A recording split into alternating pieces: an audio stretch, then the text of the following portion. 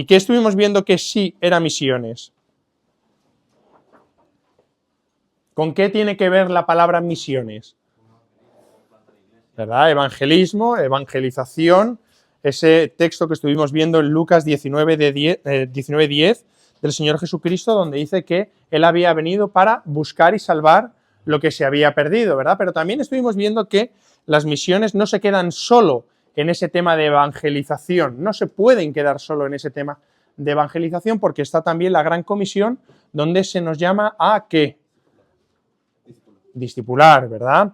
A enseñar. Por lo tanto, esa obra misionera, para que quedara bíblicamente completa, debe de no solo tener una evangelización, sino un discipulado y el plantar una iglesia local, ¿verdad? Esa tarea misionera se tiene que completar, o tiene que completar la evangelización con el discipulado y el establecimiento de una iglesia local. Estuvimos viendo también en el punto número 2, la obligación de misiones, y lanzamos esa pregunta: ¿la Iglesia debe preocuparse por misiones? Y hubo un clamor popular que dijo: sí, sí, sí, debe. Hermano Isaac, sí, debe preocuparse por misiones. Aquí que tenemos un misionero, tenemos una iglesia que se preocupa por misiones. Y estoy viendo, ¿y por qué debe preocuparse por misiones? Y estuvimos viendo, en primer lugar, por esa necesidad universal de salvación, ¿verdad? No hay justo ni aun uno. Todo el mundo necesita salvación. Estuvimos viendo además que el único camino para esa salvación es Jesucristo. Estuvimos viendo también ese mandamiento de id y predicad, Hechos 1:8, seréis testigos hasta lo último de la tierra, Romanos 10:14, y otra serie de versículos que estuvimos cogiendo y estuvimos viendo ese mandamiento, ¿verdad?, de ir y predicar. Estuvimos viendo el ejemplo, ¿verdad?, de Dios mismo a lo largo de la historia, y quizá el ejemplo final, ¿verdad?, del Señor Jesucristo, que fue enviado, ¿verdad?, por el Padre, y cómo el Señor Jesucristo nos envió a nosotros a predicar el Evangelio. Estuvimos viendo, y ahí terminamos, ese modelo del Nuevo Testamento con ese primer viaje misionero, ¿verdad?, del apóstol Pablo. Estuvimos viendo el texto en Hechos capítulo 11, Hechos capítulo 8, versículo 4. Estuvimos viendo ahí varias cosas y cómo esa persecución originó esa salida, esos viajes misioneros. Y ahí nos quedamos. Y vamos ahora al punto número 3. Vamos a estar en Hechos capítulo 13, Hechos de los Apóstoles capítulo 13. Y vamos a estar viendo ahí los primeros 3 versículos. Hechos de los Apóstoles, capítulo 13, los versículos 1 al 3. Esto, aquí vamos a ver ese detalle, ese inicio de ese primer viaje misionero. Hechos de los Apóstoles, capítulo 13, versículos 1 al 3. Empieza aquí con Michael, léelo tú si quieres ya. Michael, todo, por favor. Había entonces en la iglesia que estaban en Antioquía profetas y maestros: Bernabé, Simón, el que se llamaba Niger, Lucio de Cirene, Manaén, el que se había criado junto con Herodes el tetrarca, y Saulo. Ministrando estos al Señor y ayunando, dijo el Espíritu Santo: apartadme a Bernabé y a Saulo para la obra que os he llamado. Entonces, habiendo ayunado y orado, les impusieron las manos y los despidieron. Bien, me han pedido el micro, que si no, no soy en la escuela, en la guardería, ¿vale? Entonces, vamos a ver este texto que ha leído Michael. Y la primera pregunta es: ¿dónde comenzaron las misiones? Hermano Isaac, ¿a ti no te... ¿En dónde? En la iglesia local. Vale, esa es una opción, en la iglesia local. ¿Dónde? Otras opciones. ¿Dónde comenzaron las misiones? En la iglesia primitiva, que es distinta de la iglesia local, ¿o qué? Venga, vale. Venga, más opciones. En Antioquía. Bien, en Antioquía. Es una ciudad, ¿verdad?, al norte de Israel, actual Siria. Con los viajes de Pablo empezaron las misiones. Sí, también puede ser una respuesta. Pero ¿van más los tiros o van los tiros por lo que ha comentado Michael? Las misiones no empezaron por un grupo de creyentes que se reunieron y dijeron: ¿y ahora qué hacemos? Ahora nos vamos a acoger, estaban ahí reunidos en casa de uno comiendo, vamos a darnos un viajecito por todo lo que es Asia Menor, la actual Turquía y todo eso. O no comenzaron por una agencia misionera, ¿verdad? La primera agencia misionera de la historia. No. ¿Dónde comenzaron las misiones? Sí, eso vamos después. En la iglesia local. En la iglesia local, ¿verdad? La iglesia en Antioquía, que se ha comentado por ahí, fue quien los mandó. Estamos ahí, ¿verdad? Versículo 1. Había entonces, ¿dónde?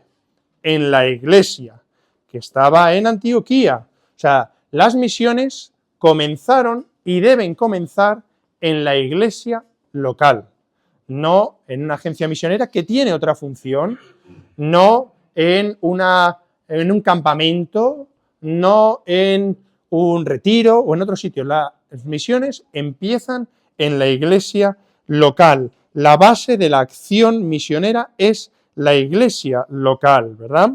Y en esa iglesia local, que hemos visto que empezaron en Antioquía, se ve aquí una serie de personas. ¿Y qué estaban haciendo estos hermanos aquí en esta iglesia local?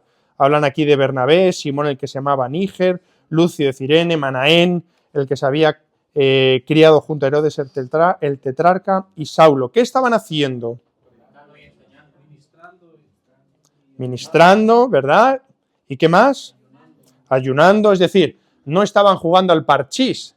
Era una iglesia que era palpitante, ¿verdad? Era una iglesia viva, era una iglesia que estaba acogiendo y que tenía una buena vida espiritual. Podemos decir que era una iglesia, esta iglesia de Antioquía, que tenía una comunión, ¿verdad?, con Dios y que estaba atento a su llamado. Vemos aquí esa palabra, ¿verdad?, ministrando. Esta palabra griega tiene que ver con el oficio de sacerdote, con el oficio sacerdotal, ¿verdad? Es el servicio dedicado por parte de los líderes de la iglesia a la predicación del evangelio, al cuidado del rebaño, a la oración, a la enseñanza. ¿Y qué más estaban haciendo? Estaban ministrando, ¿y qué más? Orando, ayunando, ¿verdad? Ayunando. Es decir, esto de coger y entre el culto uno y otro el cafecito, la galleta, no. Vamos todos a ayunar. ¿Verdad, pastor? Pastor practica el ayuno también, es importante. El ayuno está relacionado en la Biblia siempre con un tema de una oración vigilante, con una oración apasionada, ¿verdad? No se trata de ayunar por ayunar, ¿verdad? Es algo que va ligado a ese momento de oración. Me va a buscar Pepe, por favor, Nehemías 1:4, Chema, porfa, Daniel 9:3. Daniel 9:3. Ese ayuno no es un ayuno per se, por decir, voy a hacer operación bikini de verano, entonces voy a ayunar. No. Este ayuno está vinculado a la vida espiritual de la iglesia, a la vida espiritual de aquel que ayuna y sobre todo está vinculado a esa oración ferviente y apasionada. Nehemías 1:4.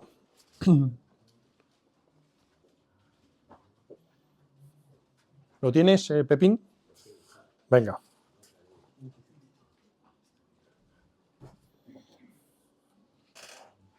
Cuando oí estas palabras me senté y lloré, e hice duelo por algunos días, y ayuné y oré delante de Dios de los cielos. Ayuné y oré delante de Dios.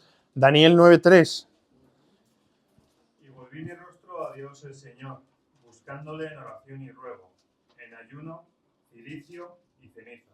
Vemos ahí esa también oración apasionada ahí de Daniel. Entonces vemos aquí que la base de acción era la iglesia. Estaban además con una vida espiritual ferviente, estaban ministrando, estaban orando, estaban ayunando. Y la siguiente pregunta que os hago es, en ese momento, a esa iglesia local, a estos creyentes en esa situación de oración, de ayuno, ¿quién les habló? Versículo 2, ¿verdad? No sé quién lo tiene. ¿Me lo puedes leer, Neri, por favor? Versículo 2 de nuestro texto. Creo que lo tenías. Hechos 13:2. ¿Lo tienes? Sí. Venga.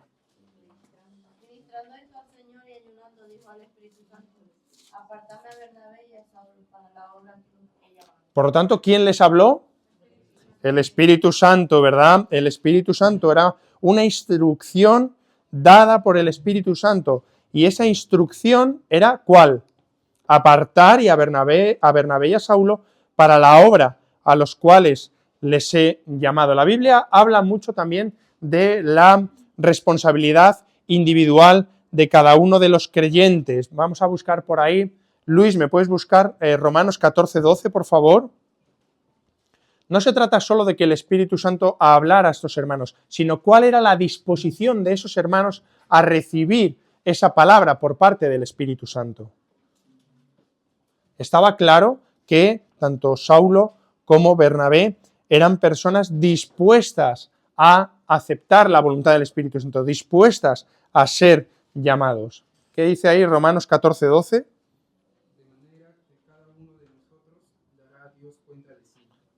Cada uno de nosotros dará cuenta a Dios de ti, esa responsabilidad personal que existe en la Biblia. Entonces, había ese llamado, pero ese llamado se realizó, se habló a la iglesia. Entonces, ¿quién les habló? El Espíritu Santo. Y por último, que vemos aquí también en este texto, los misioneros, Saulo, Pablo y Bernabé, fueron encomendados ¿por quién? Versículo 3. Versículo 3, por ahí detrás. ¿Alguien me puede leer el versículo 3?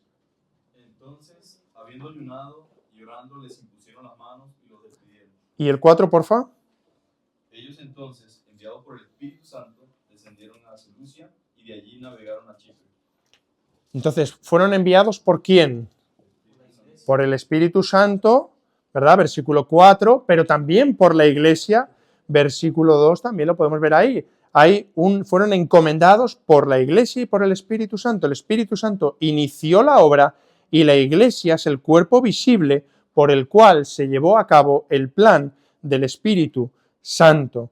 Muchas veces cogemos y se habla dentro de misiones que los misioneros están bajo el cuidado, bajo el amparo, por medio de agencias misioneras. Y eso está bien, porque la agencia misionera ayuda, ¿vale? Ayuda a los misioneros.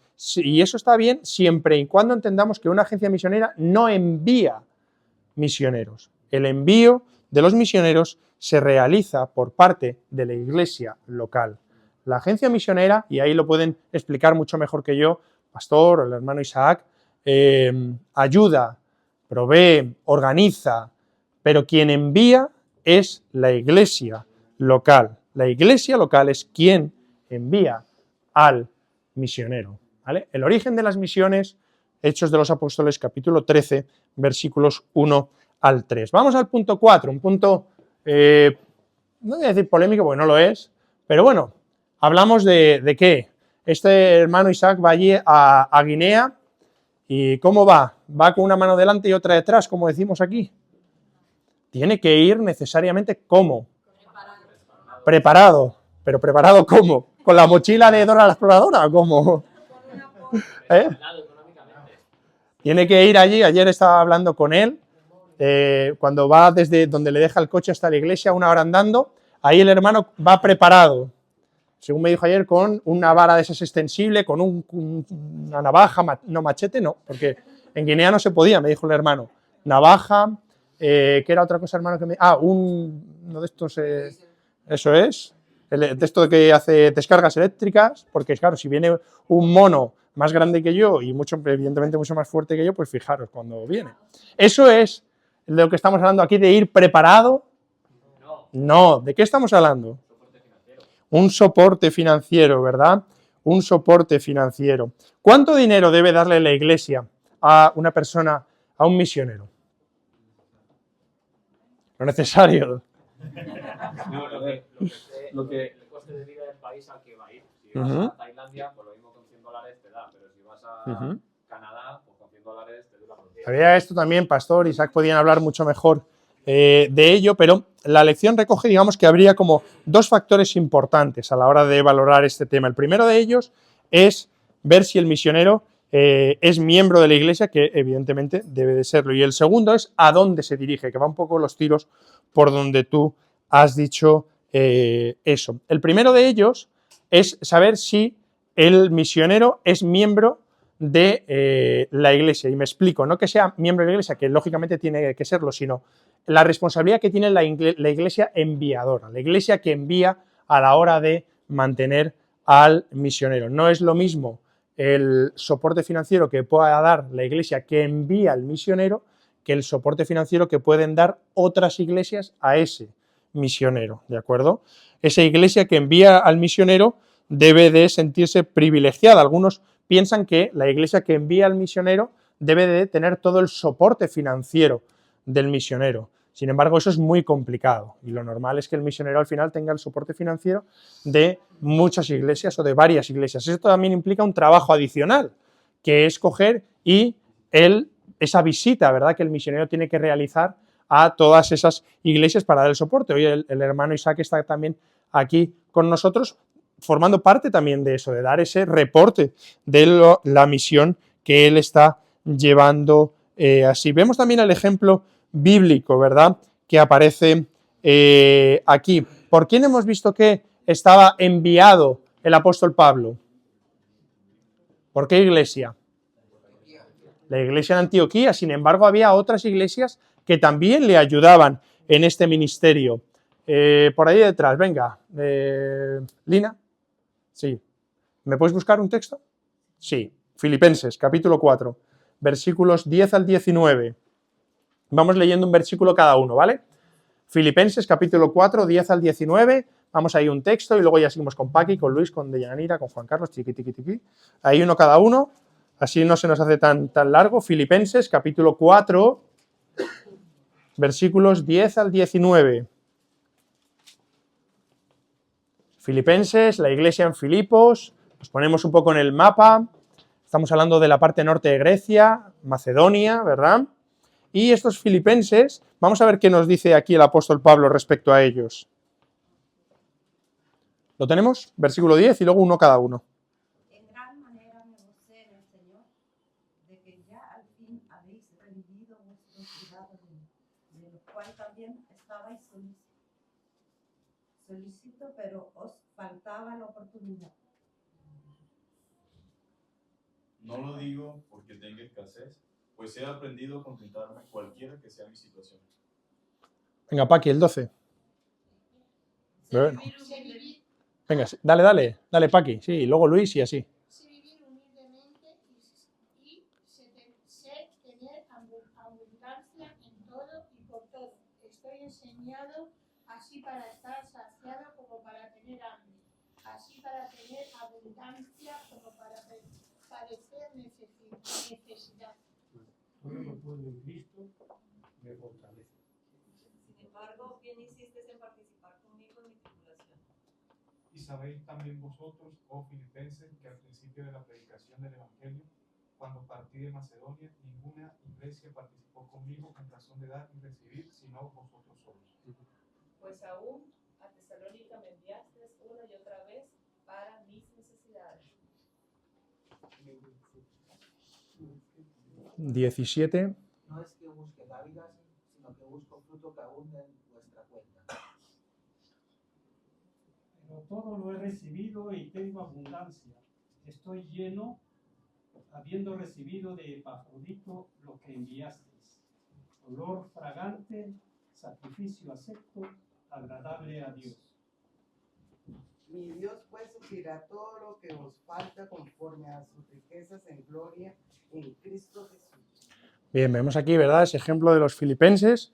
Vemos como, volviendo a lo que comentaba antes, que cuando un misionero es sostenido por distintas iglesias, además de poder coger y poder recibir las oraciones por parte de muchos creyentes, se coge y también es bíblico ese soporte. Y vemos aquí cómo el apóstol Pablo no solo fue soportado por la iglesia enviadora en Antioquía, sino también por la iglesia en Filipos. Si vemos también Romanos 15:24, alguien rápido que me lo pueda buscar, Romanos 15:24, también el apóstol Pablo esperaba recibir algo por parte de la iglesia en Roma. La iglesia que envía al misionero puede, tener una parte importante en ese sostén financiero, pero también otras iglesias deben de coger y deben de participar a la hora de tener ese sostén.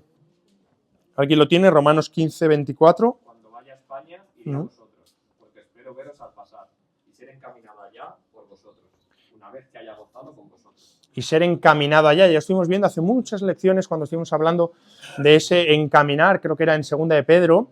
Ese encaminar es no solo decirle, ala, vete para allá, sino ese soporte, esa ayuda, ¿verdad?, que tenían que coger y que tenían que hacer. Entonces ya hemos visto, en primer lugar, cómo ese misionero, lo normal es que sea apoyado por distintas iglesias, bíblicamente también es así. Y ahora, ¿qué cantidad podemos decir? Todavía no, ¿qué cantidad de dinero podemos decir que puede ser? ¿Es lo mismo la cantidad de dinero que puede movilizar una iglesia recién fundada con muy poquita gente que una iglesia más potente a nivel de miembros? Evidentemente no, ¿verdad? Evidentemente no. Pero también hay iglesias que a lo mejor dejan el tema de misiones como muy residual, no debería de ser así. Hay otras iglesias que dicen, bueno, la partida más importante de nuestro presupuesto debe de ser misiones, siempre tiene que ser la partida mayor. Y la pregunta es, ¿cómo lo hacemos nosotros? La semana pasada tuvimos una reunión de miembros. ¿Cómo lo hacemos nosotros? Por votación anual. Se hace al principio hay cada uno pone lo que desea en su corazón, ayuda mensual. Por ahí van los tiros. Compromiso anual en la conferencia misionera. Bien, hacemos un compromiso anual, pero la parte de la ofrenda misionera ¿es una parte del presupuesto de la iglesia? No, ¿verdad? La parte de la ofrenda misionera es un a más de. Una cosa es el presupuesto, los gastos corrientes que tiene la iglesia, y luego la ofrenda misionera es un a más, ¿verdad?, que realizamos. Es una partida especial, no es una parte del presupuesto de nuestra iglesia. Queremos que sea algo especial, lo que cada uno de nosotros pongamos en nuestro corazón a la hora de coger y de dar, ¿verdad?, a misiones. Y lo que dice la Biblia, lo que enseña la Biblia, es que esta partida especial, es que este dar para misiones no cae en saco roto. Volvemos otra vez a nuestro texto ahí en Filipenses capítulo 4, versículos 18 y 19, versículos 18 y 19, no sé por dónde me he quedado por allí. Gio, ¿lo puedes leer, porfa? 4, 18 y 19.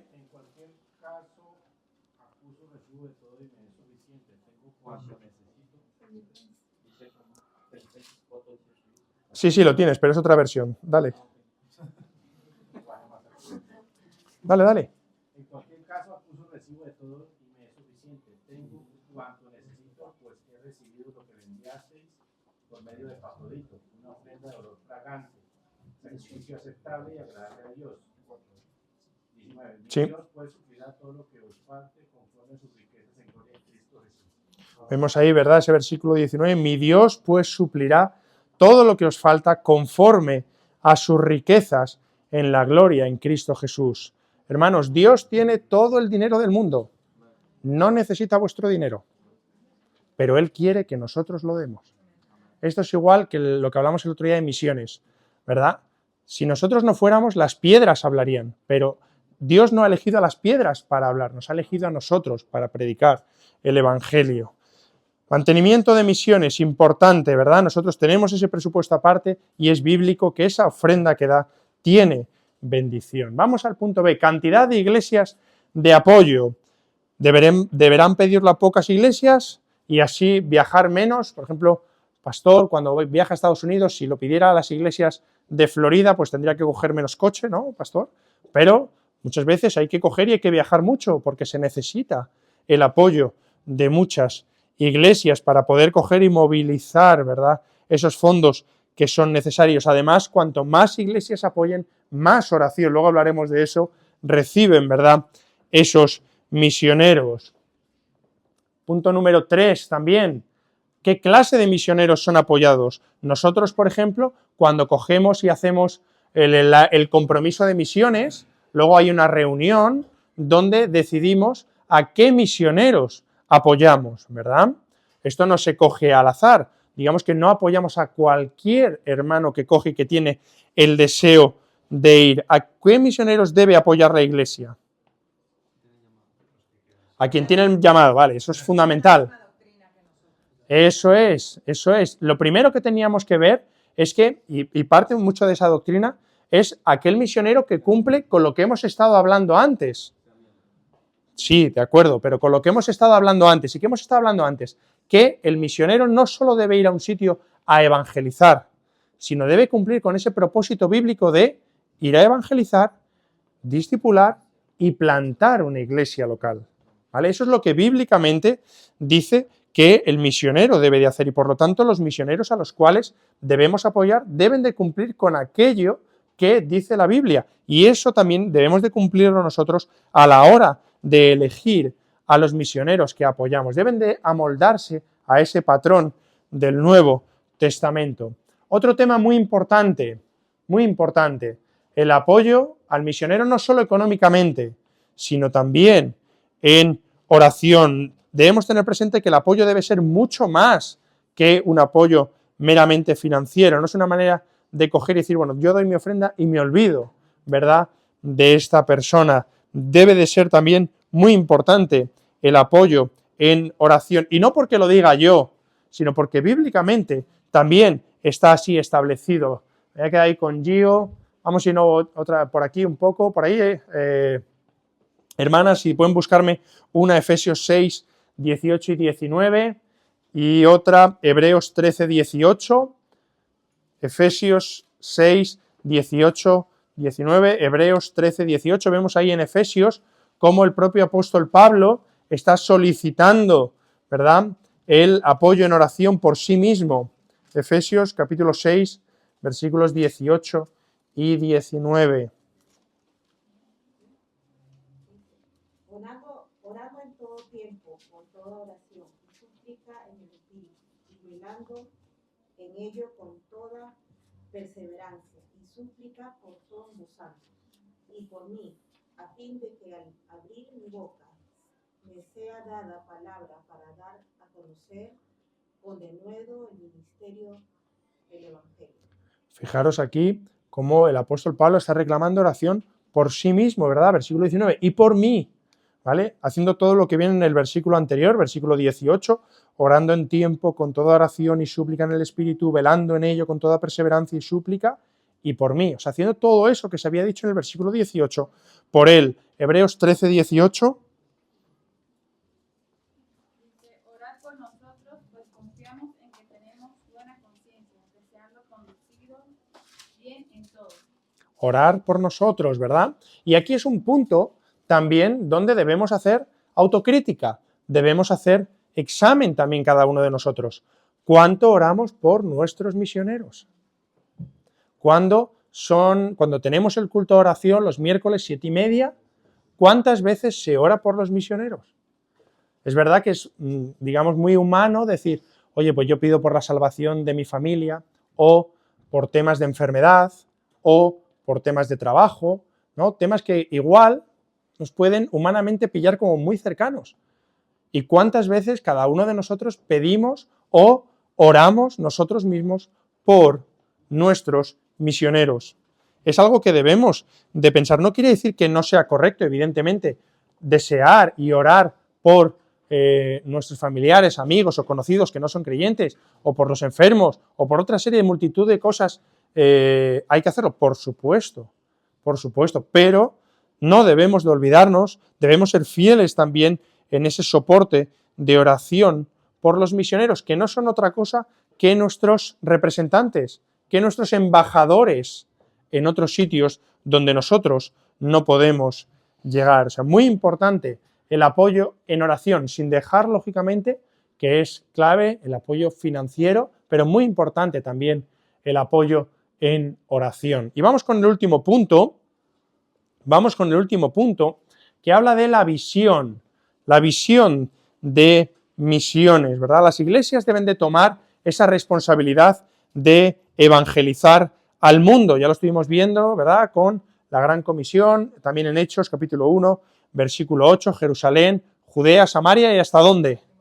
Hasta lo último de la tierra, ¿verdad? Hasta lo último de la tierra. Debemos de mantener esa visión, debemos de mantener ese deseo de extender el evangelio a través del mundo. ¿Y cómo podemos crear esa visión para nosotros aquí en la iglesia? ¿Cómo podemos mantener esa visión de misiones aquí en la iglesia? Comentándola. Yo tenía un jefe que decía que aquello que no se habla, no se sigue, o aquello que no se sigue, no se hace. Y es verdad, aquello que no se sigue, no se hace.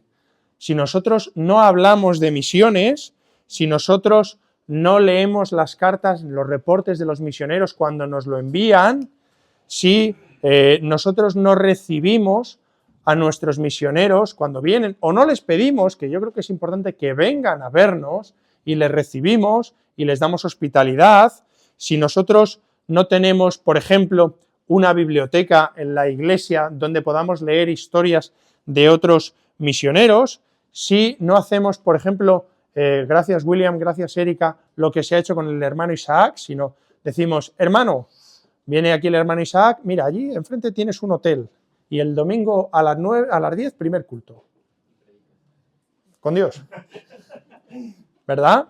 Si no cogemos y viene el hermano y nos preocupamos por él y tenemos hospitalidad, el pastor ha estado hablando mucho también de este tema últimamente y quedamos con él, le invitamos a comer o a un café o lo que sea. Ayer por la tarde estuvimos un grupo de hermanos con el hermano Isaac y fue de bendición, porque de verdad el hermano Isaac nos ha puesto un vídeo antes que es una pequeña parte de todo lo que cuenta. Ayer estuvimos un buen rato ahí hablando. Hay que tener mucho valor, mucha fe y estar guiado por el Espíritu Santo para ir a determinados sitios y hacer determinadas cosas. No es nada fácil, hermanos. No es nada fácil. Y compartiendo nuestro tiempo con los hermanos misioneros que están aquí, es donde de verdad nos damos cuenta de muchas cosas. Y de algo que comentaba el pastor también en la predicación. Por cierto, pastor, una barra de pan son 60 céntimos más o menos. No 30, ¿eh? Inflación. Pero es verdad que no nos damos cuenta de las cosas que tenemos. Y viendo esas cosas, el hermano ayer nos comentaba determinadas cosas, sobre todo temas de alimentación, que a nosotros quizás nos puedan coger y chocar, ¿verdad? Más con todo eso. No voy a entrar al detalle, hay detalles un poco escatológicos en eso, pero no nos damos cuenta de cómo están en otros sitios y de cómo vivimos nosotros. Y esta manera de que venga un hermano aquí, como el hermano Isaac, u otros hermanos que tenemos por el mundo, nos ayudan también a tener una cierta visión. Otra manera también donde podemos poner visión es haciendo lo que el hermano ha hecho, que es traernos un vídeo presentándonos su labor, su trabajo allí donde está. Otra manera donde la iglesia también puede poner ese foco que comentaba Michael es escribiendo nosotros, por ejemplo, los niños, escribiendo cartas a los misioneros. Estoy seguro que los misioneros que tenemos fuera se alegrarán si no solo ellos envían una carta a nosotros con su reporte, que lógicamente es necesario, sino también nosotros les enviamos a ellos una carta diciéndoles cómo nos preocupamos por ellos, cómo estamos orando por ellos, ¿verdad? Entonces, la visión de la iglesia, importante, tener esa visión de misiones. Ya hemos hablado, antes hablaba Claudia y Rosy por ahí, pues vamos a poner las cartas de los misioneros aquí o allá. Tenemos que tener y hablar, ¿verdad?, de misiones, porque, como he dicho antes, son nuestros embajadores, son la gente que van donde nosotros no vamos. Ahora, aquí esa es la parte, entre comillas, fácil, porque puede decir, bueno, que la iglesia se ocupe de hablar de misiones. Ya estará Rosy, que es la que va a llevar ahora... ¿Dónde está Rosy? Con los niños, Rosy. Es la que va a llevar todo lo que son las cartas, ¿verdad?, de los misioneros ahora, o que se encargue la iglesia de tener libros en la biblioteca, o que los niños escriban cartas. Pero ¿dónde está la responsabilidad individual de cada uno de nosotros, hermanos? ¿Dónde está? La visión de misiones debe empezar no en la iglesia, que también, sino en el corazón de cada uno de los creyentes. Cada uno de nosotros, en primer lugar, debemos de estar atentos a ese llamamiento del Señor, como hemos visto antes en Efesios 13, 1 al 3, ¿verdad? Esa iglesia estaba atenta a ese llamamiento por parte del Espíritu Santo para poder enviar a esos hermanos. Vamos a buscar, y ya con eso terminamos. Hermano, ¿me puedes buscar, por favor? Isaías 6, versículos 1 al 8. Isaías 6, versículos 1 al 8. No es un texto directamente que esté hablando del llamamiento al campo misionero, pero sí que podemos también tener esa visión, esa imagen del profeta Isaías, ¿verdad?, cuando recibe el llamamiento del Señor. Isaías 6, versículos 1 al 8. En el año que murió el rey Uzías, vi yo al Señor sentado sobre un trono alto y sublime, sus faldas llenaban el templo. Por encima de él había serafines, cada uno tenía 6 alas, con 2 cubrían sus rostros, con 2 cubrían sus pies y con 2 volaban. Y el uno al otro daba voces diciendo: Santo, Santo, Santo, Jehová de los ejércitos, toda la tierra está llena de su gloria. Y los quiciales de las puertas se estremecieron con la voz del que clamaba, y la casa se llenó de humo. Entonces dije: ay de mí, que soy muerto, porque siendo hombre inmundo de labios y habitando en medio del pueblo que tiene labios inmundos, han visto mis ojos al Rey, Jehová de los ejércitos. Y voló hacia mí uno de los serafines, teniendo en su mano un carbón encendido, tomado del altar con unas tenazas. Y tocando con él sobre mi boca, dijo: he aquí, esto tocó tus labios, y es quitada tu culpa, y limpio tu pecado. Después oí la voz del Señor, que decía: ¿a quién enviaré y a quién irá por nosotros? Entonces respondí yo: heme aquí, envíame a mí. En este último versículo, ¿verdad?, tenemos la pregunta del Señor que le hace a Isaías y que nos hace a cada uno de nosotros: ¿a quién enviaré y quién irá por nosotros? Aquí podemos hacer la respuesta de Moisés, ¿verdad? No, yo es que soy tartamudo, yo es que no sé qué, no, es que para ir a Guinea tiene que ser alguien del perfil del hermano Isaac, que es de ahí de Honduras, además de un pueblecito de la montaña, entonces es un poco silvestre. Entonces, para ir ahí, ¿no, hermano? Allí él nos decía: no, aquí hay cosas parecidas a las que había en mi pueblo y tal. Pero es un poco de ese perfil, ¿no? Alguien como nosotros más de ciudad, o como yo, muy urbano, muy de asfalto, como yo, no puede ir, ¿verdad?, a esos lugares, sino tiene que ir gente muy específica, gente casi superhéroes, ¿verdad?, a estos sitios para evangelizar. Hermano Corri, hermana Claudia, no, tiene que ser gente de verdad que tengan esa pasta, ¿no? Dice Michael, sí. Pero ¿cómo era Isaías? ¿Era un superhombre? ¿Qué es lo que dice? Si vamos aquí al versículo 5, ¿qué dice? ¿Qué reconoce él que era?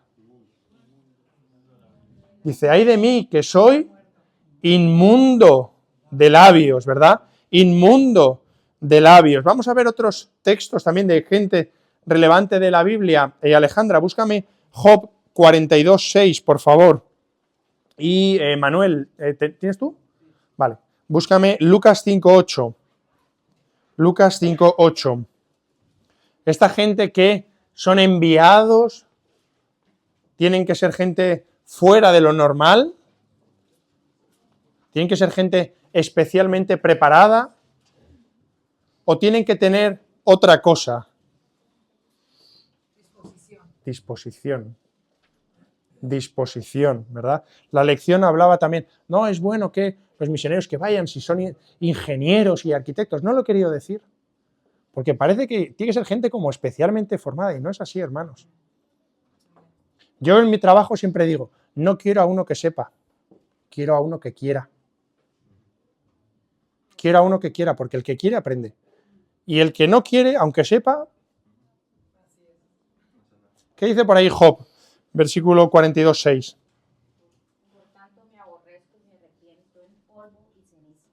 Me aborrezco y me arrepiento. Era un superhombre Job.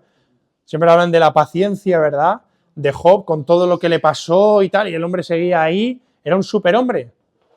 Me aborrezco. Se aborrecía a sí mismo de cómo era. ¿Qué dice Lucas, capítulo 5, versículo 8? Viendo esto, Simón Pedro cayó de rodillas ante Jesús, diciendo: apártate de mí, Señor, porque soy hombre pecador. Estamos hablando de Pedro. Estamos hablando de uno de los apóstoles del círculo más cercano, ¿verdad?, del Señor Jesucristo. Estamos hablando de una persona muy importante, ¿verdad?, muy importante. ¿Y qué decía de sí mismo? Apártate de mí, que soy hombre pecador. No se necesita ser un superhombre, como tampoco lo era Isaías, como tampoco son los hermanos misioneros que tenemos aquí u otros. Se necesita la disposición que tenía Isaías. Y entonces ahí vamos a esa respuesta a la pregunta que el Señor hace: ¿a quién enviaré y quién irá por nosotros? ¿Y cuál es la respuesta de Isaías? heme aquí, envíame a mí. Nosotros, cada uno de nosotros, en nuestro nivel, a donde podamos, deberíamos estar dispuestos, ¿verdad?, estar preparados para dar esa misma respuesta. Heme aquí, envíame a mí. Y ya no hablo de coger e ir a Guinea o ir a Tombuctú o a la Conchinchina. Estamos hablando de que cuando estamos aquí en la iglesia, dice, hermanos, hay esta necesidad, necesitamos alguien para esto. Aquí, en Jerusalén. Oye, heme aquí, yo lo hago. Oye, hay alguien para coger y limpiar la iglesia. Heme aquí, yo lo hago. No estamos hablando de cosas tampoco muy difíciles, no estamos hablando, insisto, de ir tampoco súper lejos, sino aquí, cada uno de nosotros, a coger y a cumplir con ese mandamiento de he aquí, envíame a mí. ¿Vale? Terminamos con esto, ¿vale? Con esta reflexión que cada uno de nosotros tenemos que tener. Próxima semana hablaremos de un tema especialmente importante que tocamos también la semana pasada, la iglesia y los asuntos financieros. La semana pasada me aguantasteis una chapa buena ahí con las cuentas. Próxima semana y la otra hablaremos de los asuntos financieros, hablaremos también de los diezmos, de las ofrendas, hablaremos de muchas cosas, ¿vale? Próxima semana estaremos con esto. ¿Alguna pregunta, alguna aportación? ¿Algo que comentar? ¿Nada? Por ahí, hermano. Pregunta. Las preguntas al pastor, no a mí, pero bueno. Dime. La iglesia de Antioquía, porque Antioquía no era del territorio de Israel. Que yo sepa, la primera iglesia que hubo fue en Jerusalén. ¿De dónde surgió la iglesia de Antioquía? ¿Bajó del cielo como la nueva Jerusalén? No. Lo que pasa es que hubo persecuciones, sobre todo la persecución con Pablo, con Saulo, ahí hubo una diáspora y en esa persecución muchos salieron, de ahí luego hubo otras persecuciones, Hechos capítulo 11, Hechos capítulo 8, lo estuvimos viendo la semana pasada sobre eso, entonces gente que efectivamente empezó la iglesia en Jerusalén, pero con esas persecuciones posteriores hubo muchos hermanos que cogieron y que salieron de ahí, se establecieron en otros sitios. Si nos vamos a Hechos capítulo 8, versículo 4, estamos aquí cuando Saulo dice, pero los que fueron esparcidos, iban por todas partes anunciando el evangelio. Si nos vamos también a Hechos capítulo 13, también habla de esas persecuciones. Hemos estado ahí en el 13, pero nos vamos un poquito después. No, Hechos 13 no, perdón, Hechos 11, disculpad. Hechos 11 también habla de este tema, versículo 19. Ahora bien, los que habían sido esparcidos a causa de la persecución que hubo con motivo de Esteban, pasaron hasta Fenicia, Chipre y Antioquía, no hablando a nadie la palabra, sino solo a judíos. Hechos 8.1. No sé si he respondido a tu pregunta. ¿Algo más? Jesús. Señalar allí que la Biblia nos narra, pero hay periodos. Tampoco fue que se fundó de un día para otro, sino que hubo un periodo de tiempo para que se diera esa iglesia allí en Antioquía. Correcto. Sí, esto no es de la noche a la mañana. Aquí han pasado años entre periodos, pues a lo mejor pueden pasar varios años, no sé cuántos, pero varios años. ¿Algo más? ¿Nada más? Paramos, 12:30, segundo culto, ¿vale? Media horita de descanso, 12:30, segundo culto.